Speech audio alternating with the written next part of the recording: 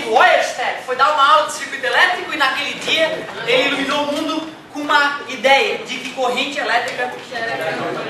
Te mostrei que já que corrente elétrica gera campo magnético, a gente tem que entender que uma partícula carregada se deslocando já gera ao seu redor campo magnético. Eu vou te confessar, cara, que eu fiquei sabendo há pouco tempo que o campo magnético é um campo fictício. Como assim, professor, campo fictício? Não é tudo fictício? É tudo uma invenção da cabeça do ser humano? É, mas por exemplo assim, ó, uma carga elétrica. Se aqui tem uma carga elétrica, em volta dela tem campo elétrico. E não tem o que se faça nessa vida que esse campo elétrico não vai desaparecer. Qualquer pessoa com uma outra carga elétrica parada ou em movimento que passar perto dessa carga elétrica, ela vai sentir a presença dessa carga elétrica. Ou seja, o campo elétrico, ele é palpável, dá para sentir qualquer uma região que tenha campo elétrico, vai medir o campo elétrico e vai perceber ele. Mas o campo magnético era diferente, lembra? A partícula só emite campo magnético se ela estiver se deslocando, a partícula carregada, não é isso? Aí eu mostrei para vocês que se eu estou com a partícula do meu lado, tem campo elétrico, e começo a me deslocar, eu não sinto o campo magnético, mas vocês que estão parados sentem, não é isso? Isso é a prova de que o campo magnético ele é fictício, existe para um referencial e não existe para outro referencial, certo? Isso, cara, dá muito pano para manga, tá? Tanto que tem um professor doutor lá da UFSC, que me deu aula no semestre passado, eu fiz esse comentário com ele. O campo magnético, professor, é um campo fictício. Ele fez assim. Ele fez assim. O cara é doutor em física, ele não sabe que o campo magnético é fictício. Oi, tadinho. Né? Mas tu vê. Então tem coisas que são sutis, cara. O cara fez um puta de um curso, fez física 4, os caras cutucaram ele, mas ele não parou para pensar direito e não percebeu isso. Eu percebi isso com um simples comentário que o professor fez. Esse comentário esse que eu fiz com vocês agora no ensino médio, né? Carga elétrica. Para mim, não tem campo magnético. Para vocês, tem. Tanto que tem um outro cara chamado Weber, já até comentei um pouquinho sobre ele, né? Que ele explica esses fenômenos de eletromagnetismo sem a ideia de campo magnético. Que loucura, ele nem tem na cabeça dele a ideia de campo magnético. Ele consegue explicar os fenômenos. Então não fiquem chateados se às vezes a gente fica desconfortável com isso. Tá? Não fica chateado, porque realmente o campo magnético é uma invenção do ser humano para explicar fenômenos que a galera não conseguia explicar. Então olha só que bonito. Corrente elétrica, mais especificamente cargas elétricas em movimento, geram campo. Eu te ensinei a calcular em duas situações só. Fio reto e longo. Aliás, tão longo que é infinito, né? Peraí. Se aqui eu tenho um fio, ó. Alguém se arriscaria a dizer para onde aponta o campo magnético naquele ponto ali, ó? Não, a amiga fala corretamente não, ninguém se arriscaria a dizer. Por quê? Porque tem que ter a corrente. Eu não disse para onde está a corrente, como é que tu vai dizer para onde é que está o campo, né? Agora sim, ó, alguém se arrisca a dizer para onde aponta o campo magnético? Para vocês? Deixa eu ver. Entrando lá em cima e saindo para vocês. Parabéns, amigo. O campo magnético aponta para vocês. Perpendicular ao quadro, tudo bem? Mas se fosse nesse ponto aqui fora do quadro, ó, bem alinhado com o fio, tu arriscaria dizer para onde aponta? O amigo fez o dedo para lá, ó. Deixa eu ver se é verdade. Ou realmente, ó, né? Se eu pegar nesse fio com o dedo no sentido da corrente, esses dedos apontam para lá, ó. E se fosse aqui? Para dentro do quadro, né? Isso me faz lembrar que a linha de campo magnético em volta do fio, elas são circulares. Mais próximo do fio, as linhas estão mais próximas. Mais distante do fio, as linhas estão mais afastadas, porque quanto mais afastadas as linhas de campo, menor a intensidade do campo. Show de bola. A galera tá mandando ver na regra da mão direita, fiquei feliz, show de bola. O que é o I? A corrente que percorre o fio reto e longo. O que é o R? Isso, é a distância do fio até o ponto a ser analisado. Por que a gente chama de R? Porque a gente está imaginando uma linha circular, né? Show de bola. E o Mi0, alguém lembra o nome dele? Tem a ver com material, parabéns. Permeabilidade magnética. Olha o nome, cara, tá avisando, olha, o quanto o campo magnético pode né, penetrar nesse meio. Show de bola. Valor que tu vai acabar decorando se tu fizer uma meia dúzia de conta aí. 4π vezes 10 menos 7, o que se tem? Tesla é a unidade de campo magnético. É uma coisa que a gente começou a escutar esse nome agora há pouco tempo, Tesla. Então até se acostumar, né, que o campo magnético é medido em Tesla, pode demorar um pouquinho, por isso tem que falar Tesla. Beleza. E, peraí, o que aconteceu? Tirou o pi, por isso que a gente brinca que é espira. Beleza? Qual é a diferença da espira para o fio reto? Eu peguei, é verdade, a fórmula é essa, não tem pi. Mas do ponto de vista, o fio estava reto, quero gerar uma espira, o que eu faço com esse fio? Eu faço, exato, parabéns, é isso mesmo que tu fez, ou seja, eu vou fazer uma circunferência com esse fio. Mas é uma só, hein? Porque se tu pegar o fio e der 2 voltas, já não é mais espira. A gente já começa a chamar com outro nome que é a aula de hoje, ó, solenoide, certo? Então, ó, expira. Vamos ver aqui se a galera tá mandando ver na regra da mão direita na expira. Ponto A e ponto B. E aí, o campo magnético no ponto A, entrando ou saindo?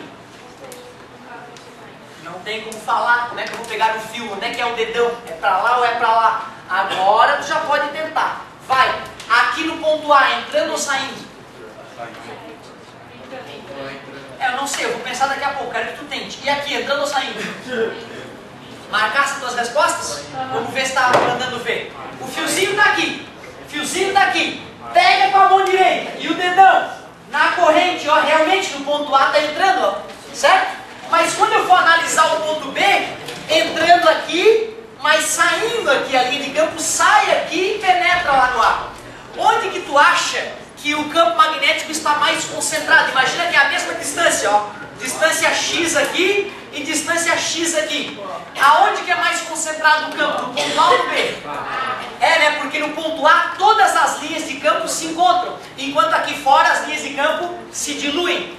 Como é difícil representar em 3D o que eu estou dizendo, a gente usa aquela notaçãozinha, ó. Entrando a bolinha com um xizinho, não é isso? E saindo é a bolinha com um pontinho. Agora é só para ser um pouco criativo, né? Imaginar as linhas de campo todas se unindo aqui nesse centro, por isso que eu fiz uma bola grande. E lá fora, ó, elas estão espalhadas, por isso que eu fiz bolinhas pequenininhas, mostrando que no centro da espira o campo magnético é mais intenso.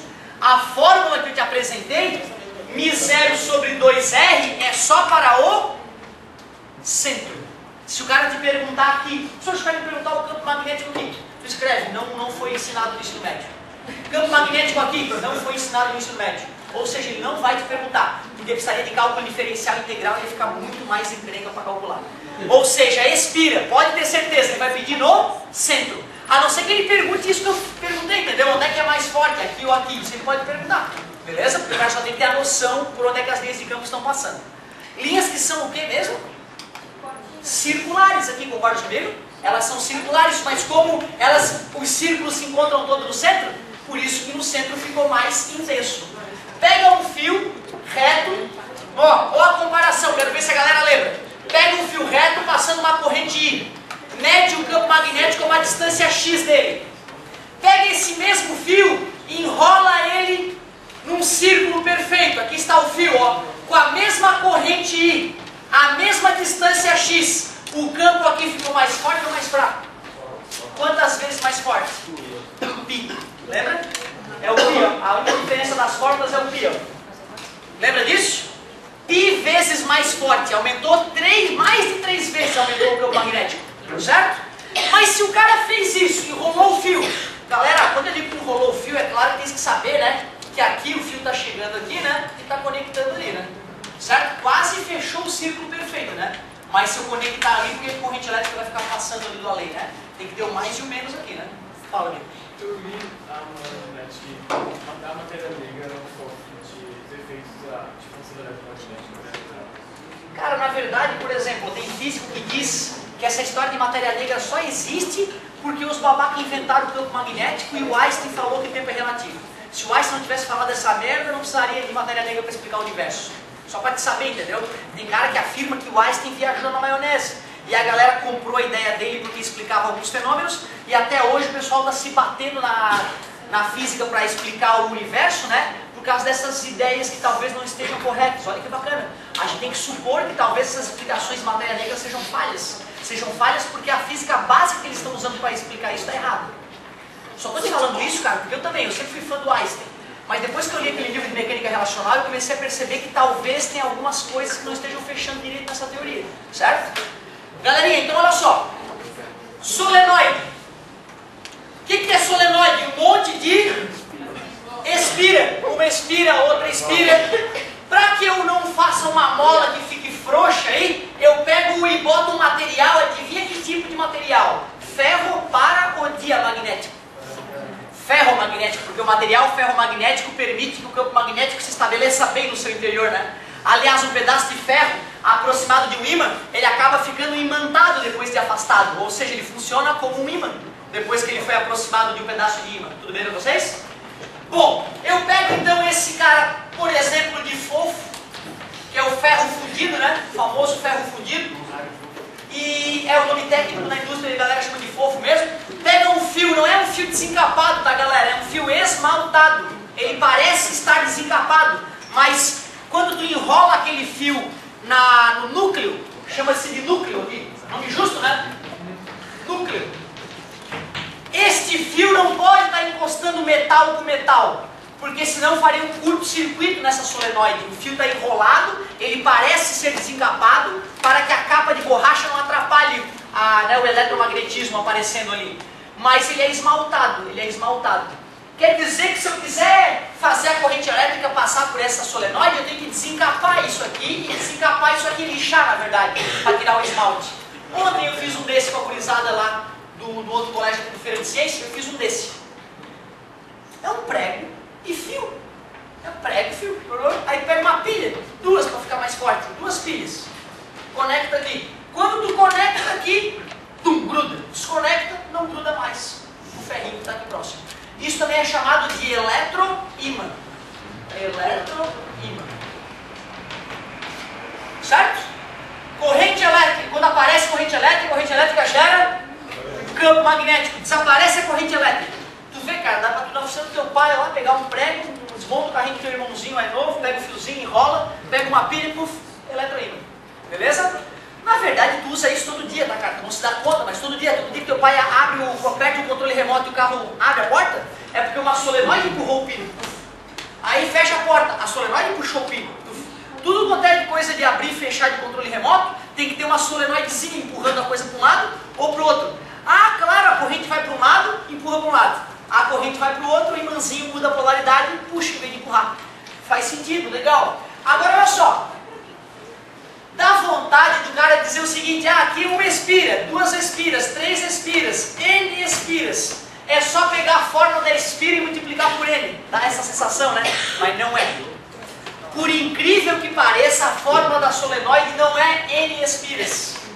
Porque quando a gente começa a sobrepor um anel sobre o outro, muda um pouco a maneira como os campos magnéticos ali se somam. Aliás, deixa eu ver se tu manja. A corrente está subindo, tá vendo?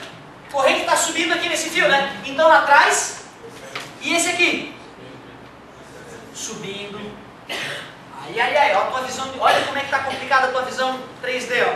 Desceu. Lá que desceu, a corrente estava indo lá por trás, que eu não estou vendo o fio. Ah, entendeu?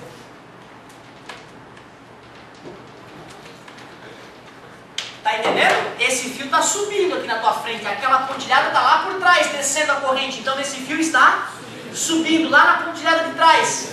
E aqui nessa da frente. E aqui na frente. Subindo. E aqui na frente. Subindo. Todos os fios da frente. Subindo. Os lá de trás. Descendo. Né? Tu vê, cara, às vezes é uma falta de habilidade de visualização em 3 dimensões que pode atrapalhar o entendimento da física. Não podemos deixar isso acontecer. E nesse fio aqui, a corrente está subindo, né? Pô, tá vindo lá de trás, cara, ó, tá vindo lá de trás, tá descendo, ó, aqui a corrente descendo. Eu te pergunto, já que isso aqui é o eletroímã, todo ímã tem polo norte? Usa a tua regra da mão direita e o que tu já viu de eletromagnetismo para me dizer onde é que está o polo norte e onde é que está o polo sul desse eletroímã.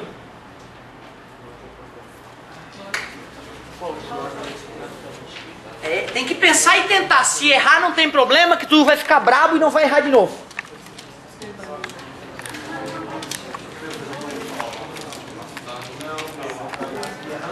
Cara, essa questão dá pano pra manga no vestibular. Poucos jovens conseguem determinar a polaridade desse eletroímã.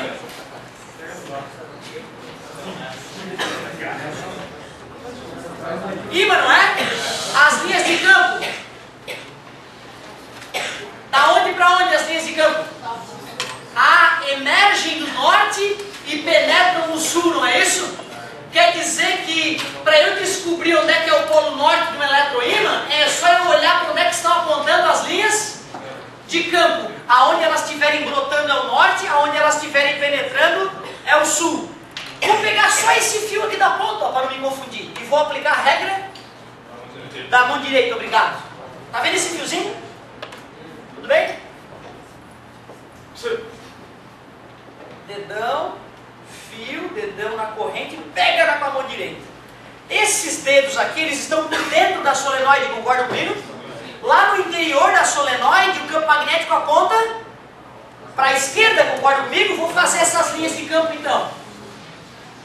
Vou fazer essas linhas de campo. Lá em cima também. Só mais uma para não poluir o desenho. Já que eu estou apontando para lá, eu tenho que entender que elas estão nascendo desse lado e estão penetrando nesse outro lado, concorda comigo?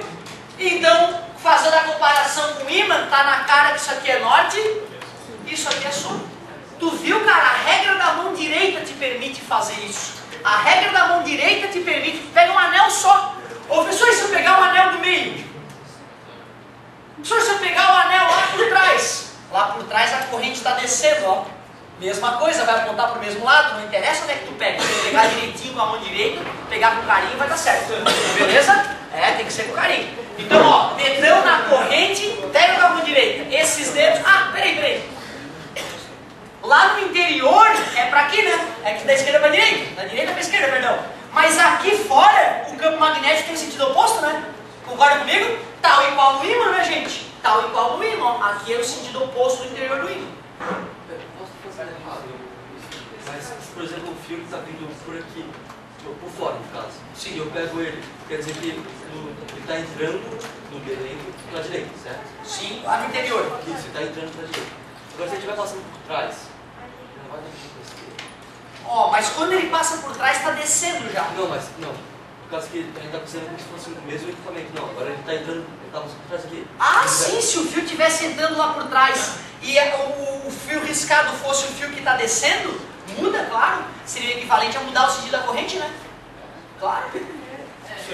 Pensa bem, olha só. O anel, tá fisicamente aqui o núcleo, né? A corrente, o fio está sendo enrolado dessa maneira, ou o fio está sendo enrolado dessa, eu vou pegar diferente, né? Ou eu pego assim, se o fio está vindo de lá, eu vou pegar no sentido oposto, ó. Muda. E é por isso que eu estava falando. Fechar o carro, aperta um botão, a solenoide passa a corrente para um lado, imanta o imãzinho para um lado e empurra o imã que está ligado no pino da porta, para abrir ou fechar. Apertou o outro botão, a corrente vem no outro lado, o imã imanta para o outro lado, em vez de puxar, empurra, e é por isso que abre e fecha. Certo? Ou seja, é um interruptorzinho, que joga a corrente para um lado ou para o outro. Olha que legal são as fechaduras eletrônicas, né, cara? Olha como é simples o processo por trás dela. Olha que bacana. Só no interior. Tá vendo que no interior as linhas são paralelas igualmente espaçadas? No interior de um solenoide, o campo elétrico é praticamente uniforme, mas aqui fora não. Certo? A apostila, cara, ela fez um desenho da solenoide bem legal, porque ela não falou só do campo resultante, ela desenhou o campo em cada anelzinho aqui, ó. Ficou bem complexo, ela representou o campo magnético em cada anelzinho aqui, separado. Ficou bem bonito. Alguém tá com a apostila aí? Olha aqui, cara, o desenho do cara, compara com o meu. Ridículo meu, né, cara? Lá na página 98, do volume 6. Aí ele mostra até os campos magnéticos em volta dos anéis. Eu só mostrei o campo magnético principal. Muito obrigado. Agora olha que legal, galerinha. Quer calcular o campo magnético da solenoide? Será que depende do material? Claro, né? Será que depende da corrente elétrica? Quanto mais anéis, tu acha que mais fraco ou mais forte fica a solenoide? Será que quanto mais fino enrolado, mais fraco?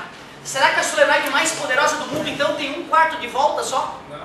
Não, né? Faz sentido que quanto mais fio eu uso, mais o campo magnético de cada anel está se sobrepondo ao dos outros anéis. Ou seja, se eu fizer muito fio enrolado, cada vez mais poderoso esse meu eletroímã, certo? Ele, quanto mais voltas de fio, mais poderoso. Peraí, 1000 voltas, um poder, 2000 voltas, o dobro de poder. É bem isso mesmo. Né? Tu imagina aqueles eletroímãs de filme norte-americano que o cara pega no ferro velho, né? O carro aperta um botão, o carro gruda e vai levar para o triturador, né? Com o mocinho dentro do carro, lembra? Aí solta, imagina o poder daquele eletroímã, quantas solenoides, né? Quantas voltas não tem a solenoide? Então a massa e densidade do fio influenciam a massa e densidade do fio influenciam. Olha, bacana a tua pergunta, cara. A massa do fio vai influenciar na massa da solenoide, certo? A espessura do fio, ela só iria influenciar se as espessuras fossem muito grandes ou muito pequenas. Para fios, digamos, do ponto de vista normais da nossa vida aí, não vai ter problema. Tanto que não vai aparecer na equação a espessura do fio. Agora, pasmem. Tá vendo esse tamanho do primeiro ao último anel? A gente chama de L. Tu acha que quanto maior esse tamanho, mais fraco ou mais forte a solenoide? Primeiro usa o teu coração. Não te importa ter problema. Tu consegue perceber que quanto maior a solenoide, menor é o poder dela? Como isso? Como é que uma solenoide de 1 km vai ter menos poder que uma solenoide de 1 centímetro? Depende da relação. Isso. Os anéis ficam mais concentrados na solenoide pequena. Na solenoide pequena, os anéis ficariam um sobre o outro, aumentando o poder naquela região. Uma solenoide grande ia diluir os anéis ao longo da solenoide, né? Essa é a relação. Então, ó, quer uma solenoide poderosa? Faz ela bem pequenininha e com muitos anéis de fio esmaltado enrolado, bem apertados. Aí vai ficar um super eletroímã. Beleza? E se os anéis fossem tipo achatado? Cara, aí é que tá, olha só. Tem mais ou menos a ver com o que ele falou, né? Se a espessura do fio influencia. Se tu for fazer um anel achatado, cara, vai influenciar, vai ser diferente. Vai ser diferente e, olha, cara, eu nem sei dizer o quanto isso ia interferir no processo. Eu diria que o fio sendo achatado lateralmente ia piorar. Porque aí um anel ia ocupar uma área maior, certo? Mas o fio achatado, de repente, longitudinalmente, ia caber mais fios ali com uma mesma corrente, uma corrente elétrica maior, talvez. Ah, tá, deixa eu só ver se eu entendi. Não é o fio que é achatado, a solenoide. Ah, ufa, fica mais aliviado. Essa pergunta eu consigo responder melhor. Ô galerinha, olha só. Lá na física, mesmo na faculdade, o professor não levantaria essa pergunta de um fio achatado, porque ia complicar sobremaneira os cálculos. Mas o que ele está dizendo é de a gente, em vez de fazer a solenoide bem redondinha, assim, ó, vários anéis aqui, isso, fazer uma toroide, na verdade, ó, a gente faz uma coisa assim, ó. Aí o nome é toroide, o nome que fica. Toroide. Certo? Nunca vi no ensino médio o cara cobrar isso. Mas o amigo ficou curioso porque ele viu o motor na vida dele que tinha as solenoides achatadas, que virou uma toroide. Então vamos pensar. Se eu quero um campo magnético nessa região, tu percebe que esse fio e esse fio se aproximou do centro? Ou seja, essa parte e essa parte estão gerando um campo mais intenso aqui. Porém, essas partes se afastaram. Concordam comigo? Ou seja, se eu vou botar um induzido lá dentro, às vezes vale a pena achatar na região que eu vou me aproximar do induzido, mesmo que as pontas não fiquem tão forte. Ou seja, eu consegui achatar minha solenoide para me aproximar do ímã que está no induzido do motor. O motor vai ficar mais eficiente. É por isso que a maioria dos motores não é uma coisa redondinha em volta, é achatada mesmo. Beleza? Outra coisa na feira de ciência que eu estava comentando, teve uma gurizada que fez um gerador de eletricidade. O guri pegou um molinete, amarrou um ímã de caixa de som no molinete, pegou um tubo de PVC, botou em volta e fez uma solenoide. Certo? Aí ontem eu levei o multímetro para a gente testar o gerador. Ele queria acender um LEDzinho nesse gerador. Quando ele dava, né, no molinete, ele dava uma alavancazinha, o ímã girava, e eu acabei de te contar que campo magnético pode gerar corrente elétrica, né, que é a fonte de todo o gerador de eletricidade. E aí a gente foi testar e ele estava chateado, cara. Deu só com uns miliamperes, uma coisa mínima lá. Não ia dar para acender o LED. E eu também, como ele fez muito bem feitinho, eu também fiquei chateado, porque eu imaginei que ia dar um pouquinho mais de poder. E expliquei para ele que os fatos que estavam acontecendo era o fato do ímã dele estar distante da solenoide, girando lá dentro. Só que na hora que eu percebi como o ímã estava girando, é que eu vi o motivo de o gerador dele ter ficado fraco. Vamos pensar o seguinte. Isso aqui é como se fosse um rio magnético. Um fluxo magnético tem ali. Imaginem vocês que eu estou com um rio aqui. Esse rio, a correnteza dele é para lá. Tudo bem? E eu pego um bambolê. Se eu mergulho o bambolê no rio dessa maneira, passa um monte de água pelo bambolê, concorda comigo? Porque o rio flui para lá. Mas à medida que eu começo a girar o bambolê dentro da água, passa menos água por dentro do bambolê. E se eu colocar o bambolê mergulhado na água desse jeito, ó, já que a correnteza do rio é para lá e é perfeita, não vai mais passar água por dentro do bambolê. Porque a água, para poder passar por dentro do bambolê, teria que fazer um zigue-zague. Tudo bem para vocês? Tá fácil de entender isso? Rio para lá, bambolê, mergulha assim, fluxo máximo. Girou um pouquinho, já diminuiu o fluxo. Mergulha assim no rio, fluxo zero. Tudo bem para vocês? Estou considerando que esse rio não está turbulento, não está girando a água do rio. O rio é perfeito. Tranquilo? Quando eu olhei o brinquedo do menino, eu percebi que ao girar o ímã lá dentro, os polos do ímã estavam girando assim, ó, polo norte e polo sul. Estavam girando assim, ó. Ou seja, o bambolezinho, né, que tem corrente elétrica está numa posição e a água está tentando fluir pelo bambolê assim e não assim, ó. Aí eu olhei para dele e falei, amigo, queres aumentar o poder do teu brinquedo? Em vez de fazer o ímã girar assim, faça o ímã girar assim, por exemplo, ó. Fazer esse polo norte passar por aqui, virar para cá, passar por lá. Ou seja, só de trocar a posição do ímã, a forma do ímã girar dentro dessa solenoide, é que vai revolucionar o brinquedo do amigo. Certo? O que eu estou querendo te dizer? Eu já estou preparando a tua mente para as próximas aulas. Eu estou querendo te dizer que se eu tenho uma... Vamos pensar nem uma solenoide, só uma espira. E eu tenho um ímã. Se eu pegar esse ímã e parar ele perto da solenoide, não vai acontecer nada na solenoide, não vai ter corrente elétrica. Se eu começar a aproximar ou afastar o ímã da solenoide, aí é que aparece corrente elétrica. Ou seja, para gerar corrente elétrica com ímã, com campo magnético, o campo magnético no circuito fechado tem que ser variável. Campo magnético constante próximo de um circuito fechado não vai acontecer nada. Um ímã parado dentro de fio enrolado adianta? Não, ele tem que começar a girar lá dentro. Girar de tal forma que o campo magnético aumente e diminua dentro desse circuito. Aí eu vou ter corrente elétrica sendo gerada. Ou seja, quando ele girava o ímã dele assim, o fluxo magnético através das espiras era a mesma. Sempre a mesma. Se eu girasse ele assim, né? Aí sim, o polo norte atravessa as espiras, passa apontando para vocês, aponta para mim, aponta para dentro do quadro, aí vai ter fluxo magnético poderoso lá dentro. Aí com aquele molinetezinho dele, com imã de caixa de som idiota e um monte de fio enrolado, ele vai estar gerando energia. Certo? Beleza? Outro guri perguntou na outra sala, professor, o alternador do carro só vai começar a carregar a bateria do carro quando o carro estiver andando, né? E na verdade não, a partir do momento que o carro pegou o alternador, já está carregando a bateria. O que é um alternador? Um ímã enrolado, em volta dele um monte de fio enrolado. Tem uma correia conectando esse ímã ao motor do carro. Quando o motor do carro começa a girar, o ímã começa a rodopiar que nem um maluco. E por isso que esse equipamento é chamado alternador, porque a corrente uma hora vai para um lado, outra hora vai para o outro. Agora eu te pergunto, como é que uma coisa que saculeja a corrente para um lado e para o outro vai carregar uma bateria que só aceita receber corrente num sentido? Como é que o alternador vai carregar uma bateria que só aceita corrente num sentido? Tem um aparelhinho no carro chamado retificador que vai aceitar a corrente vindo de um lado e não vindo do outro. Mais ou menos como o LED, lembra? Quando eu te mostrei o LED, o Light Emissive Diode, o LED, lembra disso? O que é essa seta?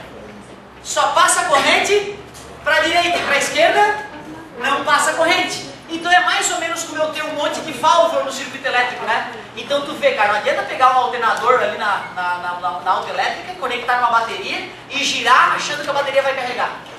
Tem que ter um retificador evitando que a corrente volte, só admitindo que a corrente vá, certo? Beleza? Então revisamos alguns detalhes curiosos aí.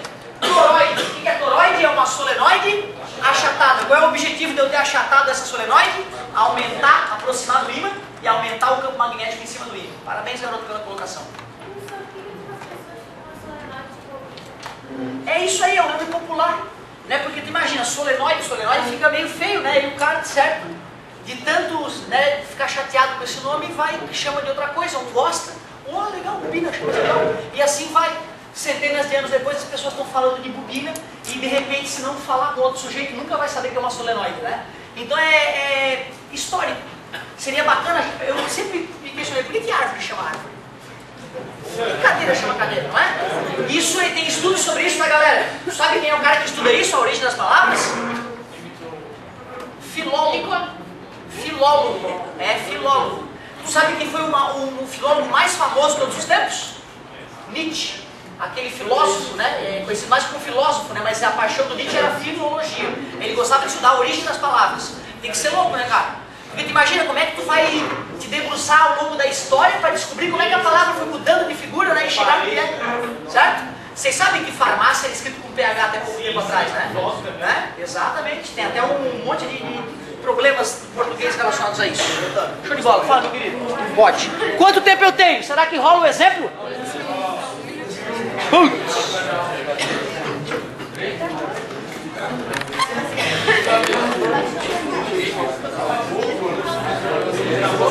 Tudo bem, eu aceito ir embora.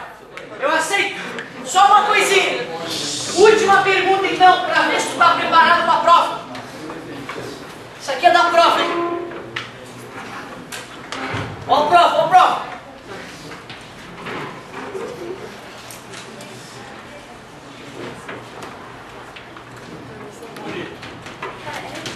É um ombro, né? É verdade. Ó, eu vou perguntar para vocês o campo resultante no ponto G. Me fala, como é que tu vai proceder? Eu te dou tudo, tá? Te dou o I, te dou as distâncias. Eu vou pedir o campo magnético no ponto G, resultante. Resultante por causa do fio e da espira. Como é que nós vamos agir? Faz o de um, faz o do outro. Será? Como é que tu sabe que é somar? Eu não vi tu fazendo assim, ó. Se o cara não pegar com a mão direita, né, o cara pode se confundir, né? Então, peraí, esse fio gera um campo magnético que está entrando no ponto G, tudo bem? Beleza? Essa espira gera um campo magnético que também está entrando, por isso soma. Se a corrente ou daquele ou desse mudar, em vez de somar, tu vai diminuir. Ou seja, jogar na fórmula, usar a regra da mão direita para ver para onde é que está apontando os campos, ou somar, ou subtrair. Tá tranquilo, né, galera? É só dar uma praticadinha de nada. Bom final de semana, não usem drogas, usem preservativos. Por favor. Fala, meu querido.